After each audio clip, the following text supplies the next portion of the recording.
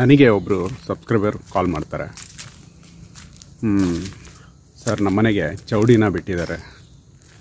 ಆವಾಗಿಂದ ನನ್ನ ಹೆಂಡತಿಗೆ ಹುಷಾರಿಲ್ಲ, ಮತ್ತು ಮಗಳು ಒಂಥರ ಹುಚ್ಚಿಡ್ದವಳ ಥರ ಆಡ್ತಿರ್ತಾಳೆ ಅಂತ ಹೇಳಿದ್ರು. ಮಗಳು ಅಂದರೆ ಅವರು ಒಂದು ಫಸ್ಟ್ ಇಯರ್ ಡಿಗ್ರಿ ಓದಂಥ ಹುಡುಗಿ. ಅದಾದ ನಂತರ ಅದ್ರ ಬಗ್ಗೆ ಡೀಟೇಲ್ಸ್ ಕೊಡಿ ಅಂತಾರೆ. ನಾನು ಇವರು ಯಾರು ನಾಗರಾಜ ಭಟ್ರು ನಂಬರ್ ಕೊಟ್ಟಿದ್ದೆ. ಆದರೆ ಸ್ವಲ್ಪ ದಿನಗಳ ನಂತರ ಕಾಲ್ ಮಾಡಿಬಿಟ್ಟು ಹೇಳ್ತಾರೆ ಅವ್ರ ಹೆಂಡ್ತಿ ತೀರೋದ್ರು ಅಂಥೇಳಿ, ಕಿಡ್ನಿ ಫೇಲ್ಯೂರ್ ಆಗಿ ತೀರೋದ್ರು ಅಂಥೇಳಿ. ಇದಕ್ಕೆಲ್ಲ ಚೌಡಿ ಕಾರಣನಾ?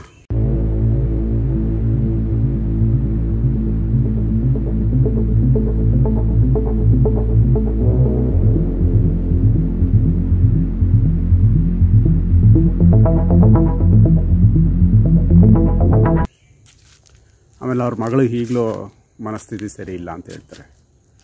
ಹಾಗಾದರೆ ಈ ಚೌಡಿ ಯಾವ ರೀತಿ ಕಂಟ್ರೋಲ್ ಮಾಡಬೇಕು ಅನ್ನೋದೆಲ್ಲ ತುಂಬ ಪ್ರಶ್ನೆ ಇತ್ತು. ಲಾಸ್ಟ್ ಟೈಮು ನಾನೊಂದು ಪೂಜೆಗೆ ಹೋಗಿದ್ದು ನೆನಪಾಯಿತು. ಸೊ ಅಲ್ಲಿ ಚೌಡಿಗೆ ಯಾವ ರೀತಿ ಕಳಹೋಮ ಮಾಡ್ತಾರೆ ಅನ್ನೋದನ್ನು ವಿಡಿಯೋ ಇಲ್ಲಿದೆ. ಅಲ್ಲಿ ನಡೆದಿರೋ ಒಂದು ಮಿರಾಕಲ್ ನನ್ನ ಕಣ್ಣೆದುರುಗಡೆ ನಡೆದಿರೋದನ್ನು ಈ ವಿಡಿಯೋದಲ್ಲಿ ಹೇಳೋಕ್ಕೆ ಇಷ್ಟಪಡ್ತೀನಿ. So welcome back to Light Shadow touch.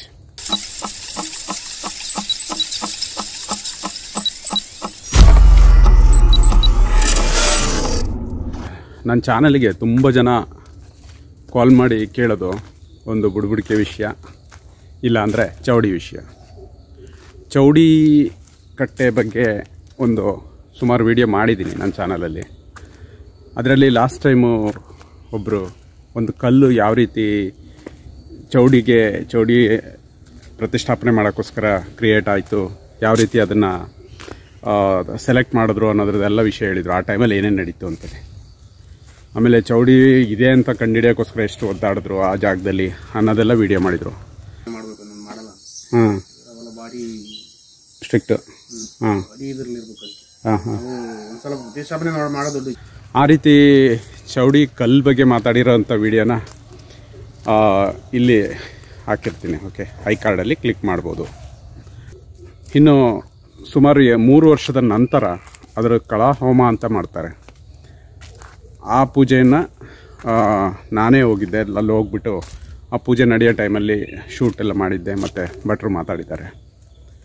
Okay, ಹಾಗಾಗಿ ಆ ಭಗವತಿಗೆ ವಿಶೇಷವಾಗಿ ಇವತ್ತಿನ ದಿನ ಕಲಾತತ್ವಾದಿವಾಸ ಹೋಮ, ಆ ಮೂಲಕವಾಗಿ ಹೋಮದ ಮೂಲಕವಾಗಿ ತಾಯಿ ಭಗವತಿ ಬಿಂಬದಲ್ಲಿ ಭಕ್ತಾನುಗ್ರಹ ಚೈತನ್ಯ ಎನ್ನುವಂಥದ್ದನ್ನ ತುಂಬಬೇಕು ಎನ್ನುವಂಥದ್ದು ಆ ಶಾಸ್ತ್ರ ಪ್ರಕಾರವಾಗಿದೆ. ಆ ಪ್ರಕಾರವಾಗಿ ಕಲಾಹೋಮವನ್ನ ಮಾಡಿ ತದನಂತರವಾಗಿ ಅಷ್ಟಪರಿ ಕಲಶೈ ಸಹ ನವಕ ಪ್ರಧಾನ ಕಲಶಾಭಿಷೇಕ ಅಂತ ಆ ನವಕ ಪ್ರಧಾನವಾಗಿ ಕಲಶದಲ್ಲಿ ದೇವರ ಆವಾಹನೆಯನ್ನ ಮಾಡಿ ಕಲಶಸ್ಯ ಮುಖೇ ವಿಷ್ಣು ಕಂಠೇ ರುದ್ರ ಸಮಾಶ್ರಿತಾಃ ಮೂಲೆ ತತ್ರಸ್ಥಿತೋ ಬ್ರಹ್ಮ ಮಧ್ಯೆ ಮಾತೃಗಣಾಸ್ಮೃತಾಃ. ತ್ರಿಗುಣಾತ್ಮಕ ಸ್ವರೂಪವಾಗಿರತಕ್ಕಂತಹ ಕಲಶದಲ್ಲಿ ದೇವತೆಯನ್ನ ಆವಾಹಿಸಿ ಆ ಮೂಲಕವಾಗಿ ತತ್ವಪುರಸರವಾಗಿ ದೇವರನ್ನ ಆವಾಹನೆಯನ್ನ ಮಾಡಿ ಆ ಮೂಲಕವಾಗಿ ಆ ಕಲಶದಲ್ಲಿ ಆವಾಹನವಾಗಿರತಕ್ಕಂಥ ದೇವಿಯನ್ನ ಪುನಃ ಬಿಂಬಕ್ಕೆ ನೀಡುವಂತದ್ದು ಅಂತ.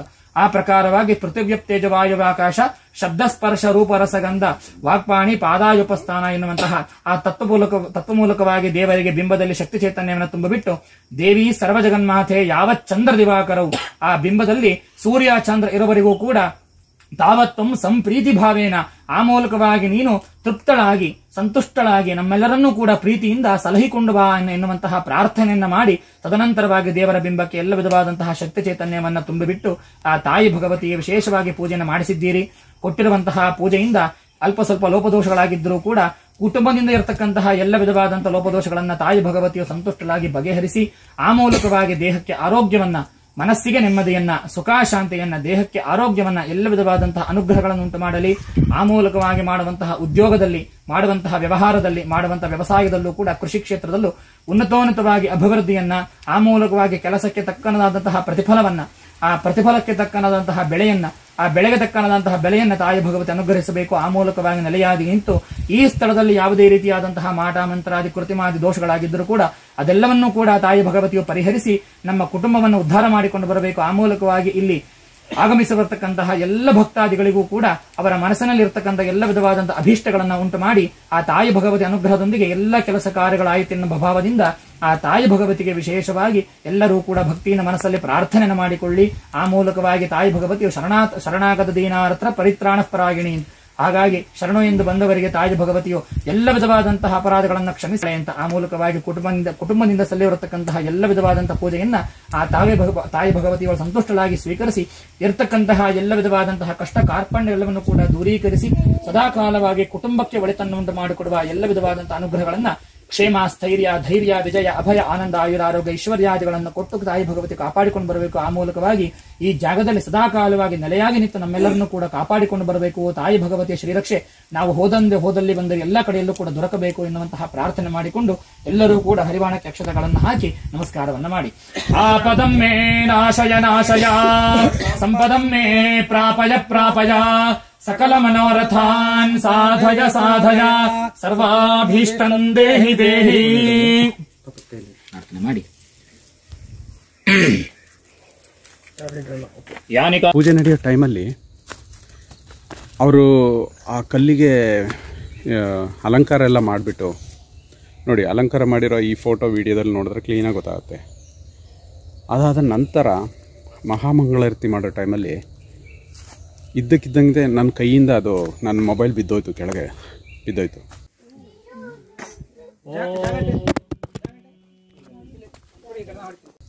ಅದು ಮಿಸ್ ಆಗಿ ಬಿದ್ದಿರ್ಬೋದು ಅಂತ ನಾವು ಅನ್ಕೋಬೋದು. ಆ ಟೈಮಲ್ಲಿ ನಾನು ಮತ್ತೆ ಶೂಟ್ ಮಾಡೋಕ್ಕೆ ಹೋಗಿಲ್ಲ. ನಂತರ ನಾನು ಕೈ ಮುಗಿತಾ ಹಾಗೆ ನಿಂತ್ಕೊಂಡೆ. ಆವಾಗ ಆ ರೈಟ್ ಸೈಡಲ್ಲಿರೋ ಆ ಇಂಗಾರ ಮತ್ತು ಹೂವು ಅದೆಲ್ಲ ಇದೆಯಲ್ಲ ಹಾಗೆ ಬಿತ್ತು. ಅಲ್ಲಿ ಯಾವುದೇ ಗಾಳಿ ಬೀಳೋ ಚಾನ್ಸಸ್ ಇಲ್ಲ, ಅದು ಬಿತ್ತು. ಆವಾಗ ಅವ್ರ ಹತ್ರ ನಾನು ಕೇಳಿದೆ, ಇದು ಹಿಂಗೆ ಬಿತ್ತಲ್ಲ ಸ್ವಾಮಿ ಅಂತ. ಆಗ ಅವ್ರು ಹೇಳಿದ ಆನ್ಸರ್ ಏನು ಅಂದರೆ, ಇದೆಲ್ಲ ದೇವಿಯ ಮಹಾತ್ಮೆ ಅಂತೇಳಿ. ಆಮೇಲೆ ನೋಡಿದ್ರೆ ಒಂಥರ ಅನಿಸುತ್ತೆ ಅಲ್ಲಿ ತುಂಬ ಪವರ್ಫುಲ್ ಆಗಿದೆ ಅಂತೇಳಿ. ಆಮೇಲೆ ಅವ್ರ ಮನೆಯವರಿಗೂ ತುಂಬ ಹ್ಯಾಪಿ ಆಯಿತು. ಸೊ ಈ ವಿಡಿಯೋ ನೋಡಿ ಪೂಜೆ ಮಾಡಿದ್ದಾರೆ ಮತ್ತು ಭಟ್ರು ಮಾತಾಡಿದ್ದಾರೆ. ಇನ್ನೂ ಚೌಡಿ ಬಗ್ಗೆ ತುಂಬ ಇನ್ಫಾರ್ಮೇಷನ್ ಕಲೆಕ್ಟ್ ಮಾಡಿಬಿಟ್ಟು ನನ್ನ ಚಾನಲಲ್ಲಿ ಹಾಕ್ತೀನಿ. ಸೊ ಭಾಳಷ್ಟು ಜನ ಚೌಡಿ ಪ್ರಾಬ್ಲಮ್ಮು ಅದು ಇದು ಅಂತ ಹೇಳ್ತಿರ್ತಾರೆ. ನನಗೆ ಅದ್ರ ಬಗ್ಗೆ ಅಷ್ಟು ಡೀಟೇಲಾಗಿ ಗೊತ್ತಿಲ್ಲ. ಗೊತ್ತಿರೋಷ್ಟು ಮಾತ್ರ ನಾನು ವೀಡಿಯೋ ತೆಗೆದು ಹಾಕ್ತಾಯಿದ್ದೀನಿ ಅಷ್ಟೇ. ಇನ್ನು ನೋಡೋಣ, ಎಕ್ಸ್ಪರ್ಟ್ಸ್ ಯಾರಿದ್ದಾರೆ ಅವ್ರನ್ನ ನಾನು ಕಾಂಟ್ಯಾಕ್ಟ್ ಮಾಡಿಬಿಟ್ಟು ವೀಡಿಯೋನ ಮಾಡಿ ಬಿಡ್ತೀನಿ. Okay thank you for watching this video. ನೋಡಿರೋದಕ್ಕೆ. ಆಮೇಲೆ ಕಾಮೆಂಟ್ ಮಾಡಿ, ಲೈಕ್ ಮಾಡಿ, ವಾರಕ್ಕೊಂದು ವಿಡಿಯೋ ಮಾಡಿ ಬಿಡ್ತಾಯಿದ್ದೀನಿ, ಅದನ್ನು ಸಪೋರ್ಟ್ ಮಾಡಿ. Okay bye. ಇವತ್ತು ಡಿಂಗನ್ ಜೊತೆ ಹೊರಗಡೆ ಬಂದಿದ್ದೀವಿ. ಡಿಂಗ ಎಷ್ಟು ಹ್ಯಾಪಿ. ಅವನಿಗೆ ಹಿಂಗೆ ಹೊರಗಡೆ ಕರ್ಕೊಂಡು ಬಿಡಬೇಕು. ಡಿಂಗ ಹಾಂ ಓಕೆ.